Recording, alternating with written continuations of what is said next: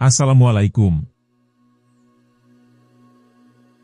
Kali ini kami akan membahas kisah biografi beserta karomah-karomah dari Kiai Haji Muhammad Kholil atau sering dipanggil Mbah Kholil Bangkalan.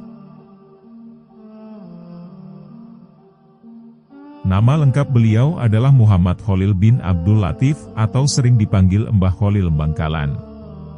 Beliau lahir di daerah Kemayoran, Bangkalan, Madura, Jawa Timur, pada hari Ahad 11 Jumadil akhir tahun 1235 Hijriah atau tahun 1820 Masehi. Mbah Kholil wafat di usia 105 tahun pada tanggal 29 bulan Ramadan, tahun 1341 Hijriah atau 14 Mei tahun 1923 Masehi. Beliau berasal dari keluarga ulama. Ayahnya bernama Kiai Haji Abdul Latif yang mempunyai garis keturunan dengan Sunan Gunung Jati. Masa kecil hingga remajanya, Kiai Kholil menghabiskannya dengan menuntut ilmu. Khususnya, ilmu fikih dan nahwu. Hal ini tercermin dari kemampuannya untuk menghafalkan 1002 bait Nadom Alfiyah Ibnu Malik. Beliau juga telah mampu membaca Al-Quran dengan metode Qiraah Sa'apah. Sebelum merantau untuk belajar di luar Pulau Madura, Kiai Kholil lebih dulu berguru ke Tuan Guru Dawuh yang lebih dikenal dengan nama Bujuk Dawuh, di Desa Malaje, Bangkalan. Selain itu, beliau juga belajar kepada Tuan Guru Agung yang dikenal dengan sebutan Bujuk Agung. Setelah itu, Kiai Kholil mendatangi satu pesantren ke pesantren lainnya untuk belajar ilmu agama. Di antaranya adalah pesantren Bungah di Gresik, pesantren Langitan Tuban, pesantren Cangaan Bangil, pesantren Darussalam, Kebon Candi Pasuruan, pesantren Sidogiri Pasuruan, pesantren Winongan dan pesantren Salafiyah Syafi'iyah Banyuwangi. Dengan demikian, Kiai Kholil telah memperkuat jaringan keilmuannya dengan beberapa pesantren di Jawa dan Madura sekaligus sebagai seorang santri. Setelah banyak menghabiskan menuntut ilmu di pesantren Indonesia, beliau kemudian memutuskan untuk belajar ke Makkah. Beliau belajar kepada Syekh Nawawi Al-Bantani di Makkah. Dia dikenal sebagai seorang pelajar yang tekun. Selama menuntut ilmu, Kiai Kholil memiliki kebiasaan istimewa yakni menggunakan bajunya sebagai kertas untuk menulis semua pelajaran yang beliau dapatkan dari guru-gurunya. Maka tak heran jika semua baju yang beliau punya hanya berwarna putih. Saat beliau sudah berhasil menghafalkan semua catatan itu di luar kepala, maka beliau baru bisa mencuci bajunya dan memakainya kembali. Sebagai orang yang alim dan dekat dengan Allah, Mbah Kholil dikenal memiliki karomah yang telah banyak diriwayatkan. Istilah karomah berasal dari bahasa Arab. Secara bahasa berarti mulia. Syekh Thohir bin Soleh Al-Jazairi dalam kitab Jawahirul Kalamiyah mengartikan kata karomah adalah perkara luar biasa yang tampak pada seorang wali yang tidak disertai dengan pengakuan seorang nabi. Karomah Mbah Kholil sangatlah banyak baik yang diketahui umum maupun tersembunyi. Berikut ini beberapa karomah Mbah Kholil diantaranya. Melihat berkat di kepala Kiai Imam Masjid. Kiai Kholil muda dan berstatus sebagai santri, beliau melaksanakan sholat Jumat di pesantren yang beliau tempati. Tiba-tiba saat akan melaksanakan takbiratul ihram, Kiai Kholil muda tertawa sangat keras, hingga terdengar seluruh jamaah sholat Jumat. Kiai ditegur oleh teman-temannya tidak boleh tertawa, ditakutkan Kiai yang menjadi imam marah-marah. Namun beliau masih saja terpingkal. Dugaan teman-temannya tidak keliru. Setelah selesai sholat, sang Kiai menegur Kiai Kholil muda bahwa dalam sholat itu tidak boleh tertawa. Akhirnya Kiai Kholil muda menjawab, "Saya melihat berkat di kepala Kiai saat sholat berlangsung tadi," sambil tersenyum. Mendengar jawaban tersebut,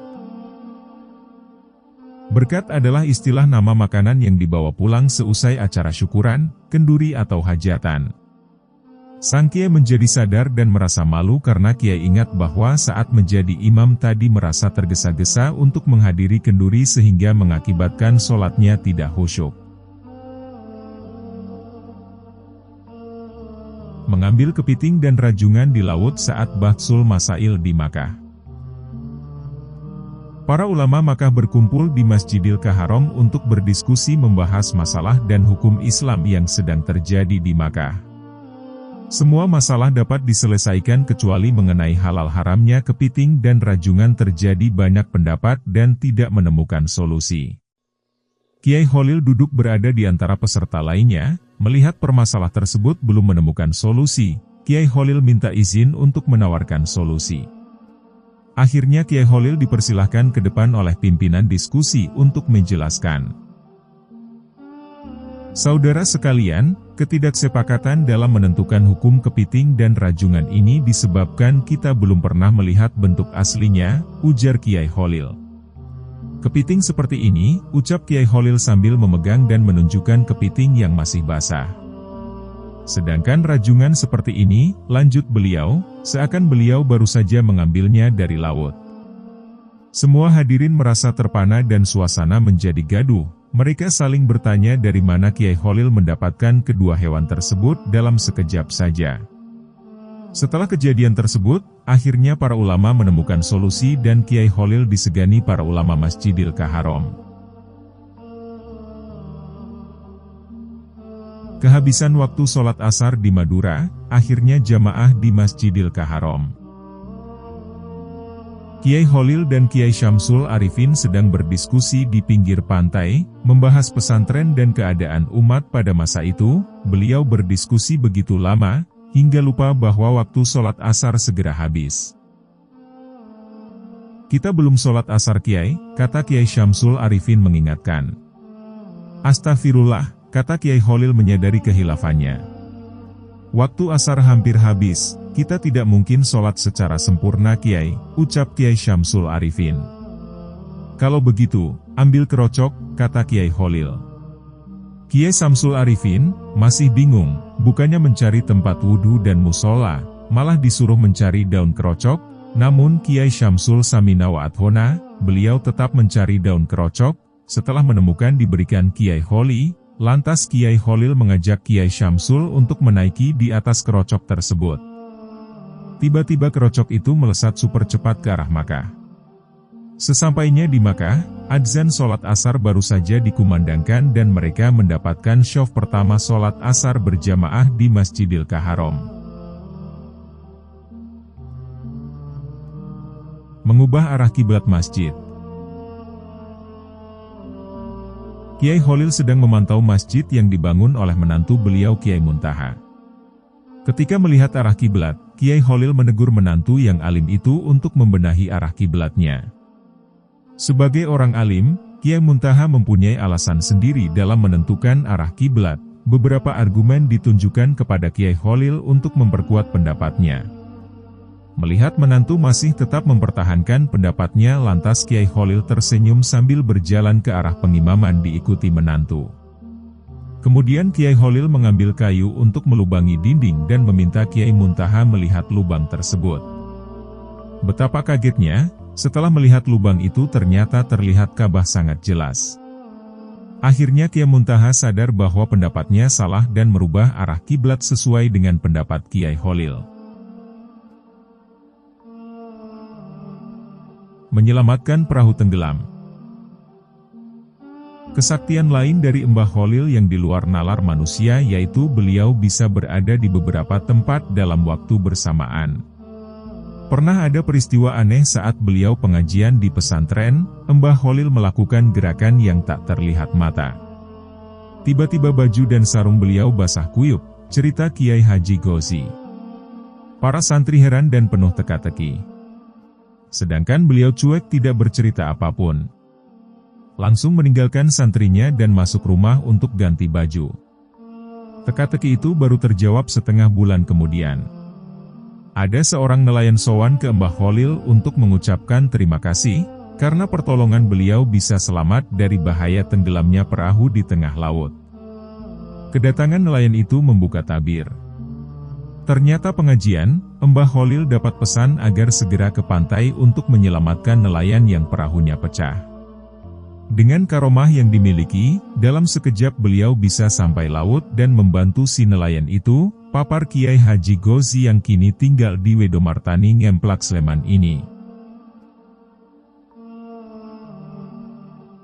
menyembuhkan orang lumpuh seketika.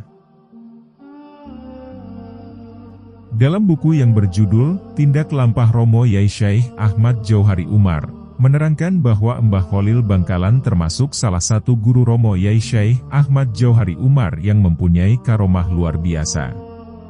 Diceritakan oleh penulis buku tersebut sebagai berikut, suatu hari, ada seorang keturunan Cina sakit lumpuh, padahal ia sudah dibawa ke Jakarta, namun belum juga sembuh.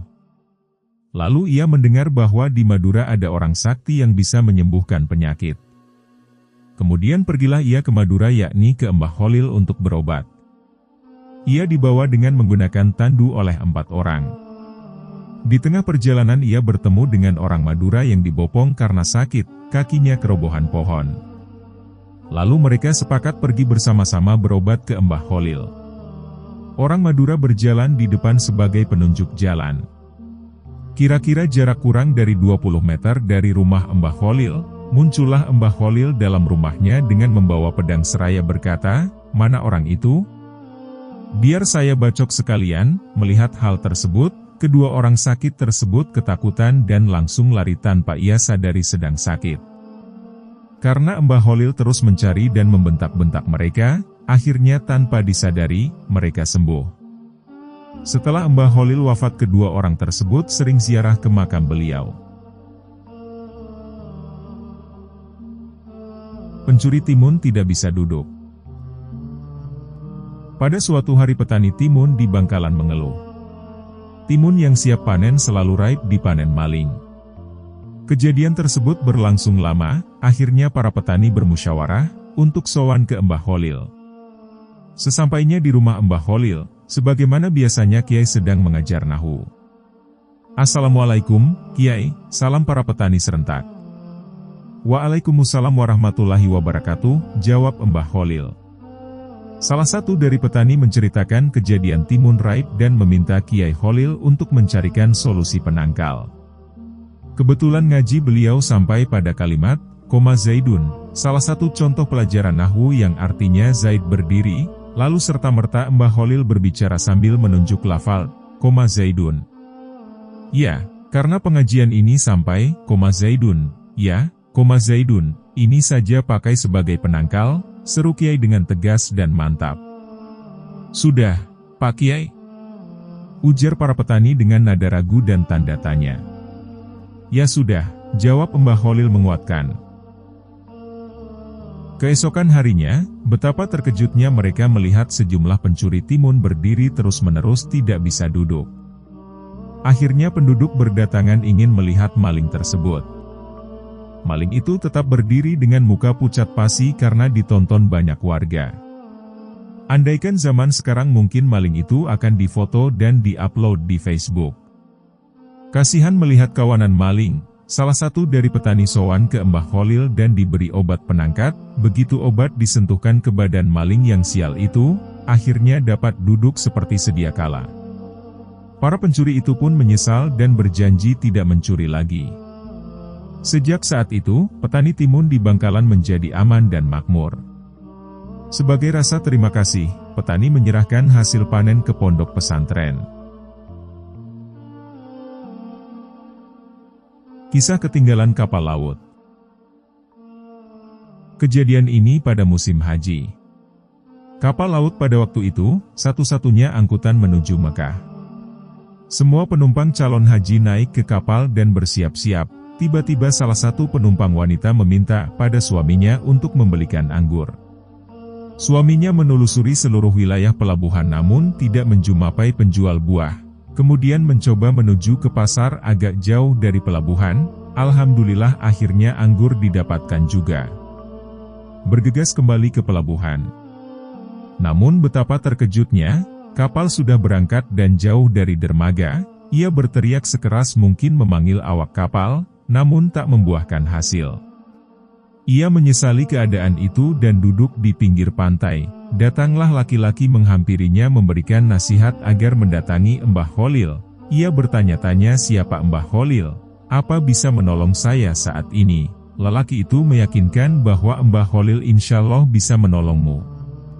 Lalu suami yang malang itu sowan dan menceritakan kejadian dari awal hingga datang ke Mbah Khalil. Dengan nada datar Mbah Khalil menjawab, "Ini bukan urusan saya, ini urusan petugas pelabuhan." Suami malang itu kembali dengan tangan hampa. Saat sampai di pelabuhan bertemu lagi dengan orang laki-laki tadi, dan suami menjelaskan dengan nada putus asa bahwa ia disuruh ke petugas pelabuhan. Namun lelaki tadi mengulang perkataannya untuk kembali ke Mbah Khalil. Tanpa putus asa suami kembali lagi ke Mbah Khalil. Baru setelah ketiga kalinya, Mbah Khalil berucap, "Baik kalau begitu, karena sampean ingin sekali, saya bantu sampean." Lalu Mbah Khalil memberi syarat tidak boleh menceritakan apapun yang terjadi kepada orang lain termasuk istrinya, kecuali Mbah Khalil sudah meninggal. Suami menyanggupi syarat tersebut. Lantas, Mbah Khalil memerintahkan untuk memegang buah anggur dan memejamkan mata. Setelah beberapa menit berlalu dibuka matanya pelan-pelan. Betapa terkejutnya ia sudah berada di dalam kapal. Takjub heran bercampur jadi satu, seakan tak mempercayai apa yang dialaminya. Dikucek-kucek matanya, dicubit lengannya. Benar kenyataan, bukannya mimpi, dirinya sedang berada di kapal. Segera ia temui istrinya dan memberikan anggur pesanannya tadi. Kiai Khalil dipenjara oleh penjajah. Masa hidup Kiai Khalil tidak luput dari gejolak perlawanan terhadap penjajah. Tetapi, dengan caranya sendiri Kiai Khalil melakukan perlawanan. Pertama, ia melakukannya dalam bidang pendidikan. Dalam bidang ini, Kiai Khalil mempersiapkan murid-muridnya untuk menjadi pemimpin yang berilmu, berwawasan, tangguh dan mempunyai integritas, baik kepada agama maupun bangsa. Ini dibuktikan dengan banyaknya pemimpin umat dan bangsa yang lahir dari tangannya, salah satu di antaranya, Kiai Hashim Asy'ari, pendiri pesantren Tebu Ireng. Cara yang kedua, Kiai Khalil tidak melakukan perlawanan secara terbuka, melainkan ia lebih banyak berada di balik layar. Realitas ini tergambar, bahwa ia tak segan-segan untuk memberi suap, mengisi kekuatan batin, tenaga dalam, kepada pejuang, pun Kiai Khalil tidak keberatan pesantrennya dijadikan tempat persembunyian. Ketika pihak penjajah mengetahuinya, Kiai Khalil ditangkap dengan harapan para pejuang menyerahkan diri. Tetapi, ditangkapnya Kiai Khalil, malah membuat pusing pihak Belanda, karena ada kejadian-kejadian yang tidak bisa mereka mengerti, seperti tidak bisa dikuncinya pintu penjara, sehingga mereka harus berjaga penuh supaya para tahanan tidak melarikan diri. Di hari-hari selanjutnya, ribuan orang datang ingin menjenguk dan memberi makanan kepada Kiai Khalil, bahkan banyak yang meminta ikut ditahan bersamanya. Kejadian tersebut menjadikan pihak Belanda dan sekutunya merelakan Kiai Khalil untuk dibebaskan saja. Semalam menghafal Imriti, Ashmuni dan Alfiyah Ibnu Malik. Ketika Kiai Khalil masih muda, dia mendengar bahwa di Pasuruan ada seorang kiai yang sangat sakti mandraguna. Namanya Abu Darin. Khalil muda ingin sekali belajar kepada Abu Darin. Semangat untuk menimba ilmu itu begitu menggebu-gebu pada dirinya sehingga jarak tempuh yang begitu jauh dari Bangkalan di Pulau Madura ke Pasuruan di Pulau Jawa tidak dianggapnya sebagai rintangan berarti, meski harus berjalan kaki. Namun apa daya, sesampainya Khalil muda di desa Wilungan, Pasuruan, tempat Kiai Abu Darin membuka pesantren, ternyata Kiai Abu Darin sudah wafat. Dia meninggal hanya beberapa hari sebelum kedatangan Khalil muda. Habislah harapannya untuk mewujudkan cita-citanya berguru kepada kiai yang mempunyai ilmu tinggi tersebut. Dengan langkah gontai karena capai fisik dan penat mental, hari berikutnya Khalil bertaziah ke makam Kiai Abu Darin. Di depan pusara Kiai Darin, Khalil membaca Al-Quran hingga 40 hari. Dan pada hari yang ke-41, ketika Khalil tengah ketiduran di makam, Kiai Abu Darin hadir dalam mimpinya. Dalam kesempatan itu almarhum mengatakan kepada Khalil, "Niatmu untuk belajar sungguh terpuji. Telah aku ajarkan kepadamu beberapa ilmu, maka peliharalah." Khalil lalu terbangun, dan serta-merta dia sudah hafal kandungan kitab Imriti, Ashmuni, dan Alfiyah, kitab utama pesantren itu. Subhanallah. Melindungi calon santrinya dari musibah. Pada kisah yang lain, Kiai Kholil berusaha melindungi calon santrinya dari musibah, padahal dia berada di Bangkalan, sementara si calon santri di tengah alas roban, Batang, Pekalongan. Menurut cerita si calon santri yang bernama Muhammad Amin, ia berangkat dari Kempek, Cirebon, bersama 5 orang temannya, menuju Madura, untuk berguru kepada Kiai Kholil. Mereka tidak membawa bekal apa-apa kecuali beberapa lembar sarung, baju, dan celana untuk tidur, golok serta titikan, alat pemantik api yang terbuat dari batu. Setelah berjalan kaki berhari-hari, menerobos hutan dan menyeberangi sungai, mereka sampai di tepi hutan roban di luar kota Batang, Pekalongan. Hutan itu terkenal angker, sehingga tidak ada yang berani merembahnya. Banyak perampok yang berkeliaran di tepi hutan itu. Menjelang malam, tatkala 6 orang calon santri itu sedang mencari tempat untuk tidur, tiba-tiba muncul sosok laki-laki. Namun karena tampangnya biasa-biasa saja, mereka tidak menaruh curiga. Bahkan orang itu kemudian bertanya apa mereka punya titikan, karena ia akan menyulut rokok. Namun setelah benda itu dipegangnya, ia mengatakan bahwa batu itu terlalu halus sehingga sulit dipakai untuk membuat api. Masih perlu dibikin kasar sedikit, kata orang itu sambil memasukkan batu tersebut ke mulutnya lalu menggigitnya sehingga pecah menjadi 2. Terbelalak mata 6 orang calon santri itu menyaksikan kekuatan mulut laki-laki itu. Mereka gemetar ketakutan. "Serahkan barang-barang kalian," hardik orang itu. Amin, yang paling berani di antara mereka, menjawab, "Kalau barang-barang kami diambil, kami tidak bisa melanjutkan perjalanan ke Bangkalan." Mendengar kata Bangkalan, orang itu tampak was-was. "Mengapa kalian ke sana?" dia balik bertanya. "Kami mau berguru kepada Mbah Kholil," jawab Amin. Tersentak laki-laki itu, seperti pemburu tergigit ular berbisa. Wajahnya pucat pasi, bibirnya menggigil. "Jadi kalian mau nyantri sama Kiai Kholil?" "Betul," sahut 6 calon santri itu bersamaan. Mereka gembira karena merasa tidak akan dirampok. Tapi dugaan itu meleset. "Kalau begitu, serahkan semua barangmu kepadaku," kata lelaki itu. "Kalian tidur saja di sini, dan aku akan menjaga kalian semalaman." Makin ketakutan saja para remaja itu. Mereka kemudian memang membaringkan badan tapi mata tidak bisa diajak tidur semalaman. Maut seakan sudah dekat saja. Keesokan harinya, selepas mereka sholat subuh, lelaki itu mengajak mereka pergi. "Ayo kita berangkat," ujarnya. "Kemana?" tanya para calon santri. "Akan kuantar kalian keluar dari hutan ini agar tidak diganggu oleh perampok lain," jawabnya tampak ramah. Dalam hati mereka bertanya-tanya, apa maunya orang ini? Namun sebelum pertanyaan itu terjawab, orang itu berkata, "Sebenarnya kalian akan aku rampok, dan menjual kalian kepada onderneming untuk dijadikan kuli kontrak di luar Jawa.